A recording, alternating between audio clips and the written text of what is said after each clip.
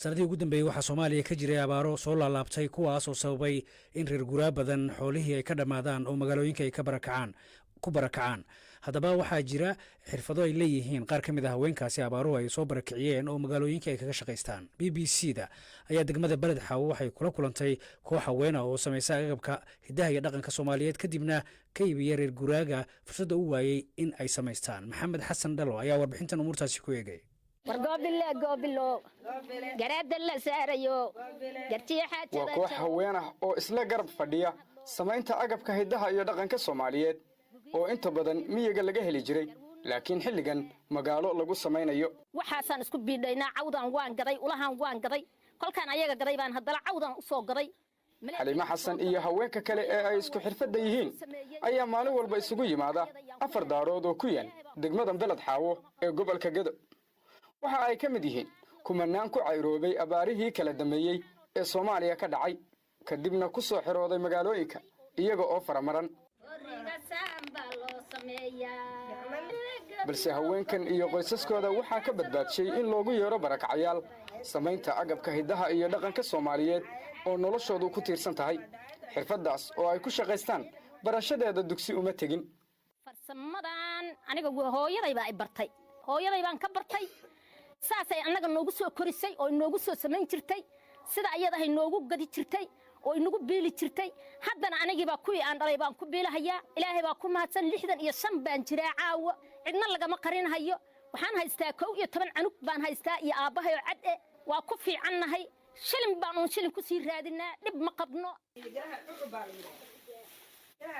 dumarkan shaqada ku soo jarmaada madaxa kor uma qaadaan maalintii oo dhan. kulligood waxa ay ku mashquulsan yihiin ukidda iyo idlaynta agabkaasi. qaar ayaa falkinaya dermooyin, kuwo ayaa tolaya haruubo, aagaamo iyo dhiilo, qaar kale ayaa xarkotidcaya ama soo haya. inna waxa ay xardhayaan rarooyin ama alool qurux badan oo midabo kala duwan lagu naashnaashay. saasay u kala baandaysan yihiin.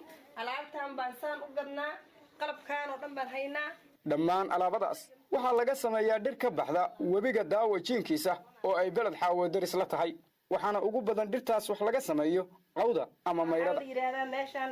qaar ka mid ah haweenkani waxa ay ka iibsadaan rag soo gura, laakiin waxaa jira kuwo gacan ka hela raggooda sida Caybe Axmed Cali oo saygeedu uu si maalinle ah ula shaqeeyo. hawshaan shaqada aniga iyo odagu waa isla wadnaa.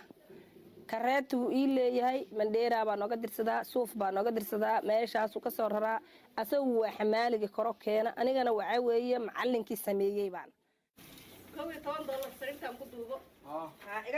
xirfadda samaynta agabka dhaqanka ee magaalooyinka ku soo badanaya waxa ay ka soo yaraanayaan miyigii awal laga keeni jiray.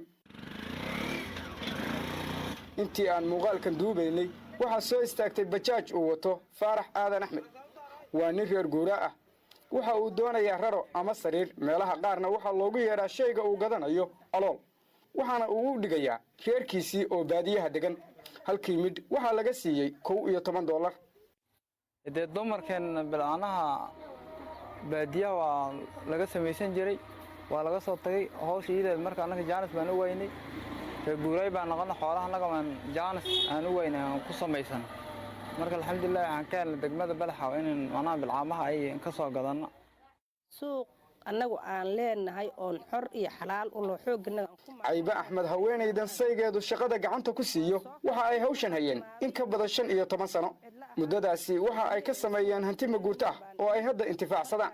boos baan ka gadanay, lacagta aan ka helnay booskii aan ka gadanay waan degnay muddo dhowr sano ah. markaan deganayn oo booskii fadhinay waxaan ka dhisanay guri aan degno. gurigii dabadeed markaan degnay waxaan samaysanay carruurtanada waxbarashaan ku xaraysanay. waxbarashadii ayada ahayd baan hadda ay noo bartaan. qur-aankiina way noo dhameeyeen, iskuuladana way noo dhameeyeen. farsamada ayada ahaan weli wadanaa. shaqada iyada ahaydna weli waa ku toosannaa, waan ku soconnaa. weli hadda kama aanan caajisin. $2 baan siiyaa waa kan. haweenkani ma helin tababaro ay xirfadooda ku siyaadsadaan iyo qalab casri ah oo agabkan lagu sameeyo. waana shaqada kaliya ee ay magaalada ka hayaan oo noloshoodu ku tiirsan tahay. waxaana suuqoodu ku xiran yahay sida waqtigu yahay. markii abaarta aan ahayn xilliga abaarta ee hadda waa iska hergalaynaa ma ogiye. hadda wiilkaa sariirta uu naga gatay ma ogiye. maanta waxaa laga yaabaa inaan waxba nagala gadanin. laakiin markay aaranka jiro aqalka waa nagala gataa. reer miyiga naga gato waa ku aroos galaan. aqalaha carruurta lagu dhalaa. sariirahay ku samaystaan oo waxaan ku dhahay xoolahay ku rartaan oo waa dad noolaaday lama oga inta baahidiisu sii jirayso agabkan hidaha iyo dhaqanka ee dadka noloshoodu ku tiirsan tahay waxaase muuqata in ay ka nasiib badan yihiin boqolaal kun oo sidooda xoolo beelay kuna nool xeryo barakacayaal oo ku yaala magaalooyinka Soomaaliya. Mohamad Hassan Dhalo. maxamed aad buu mahadsan yahay.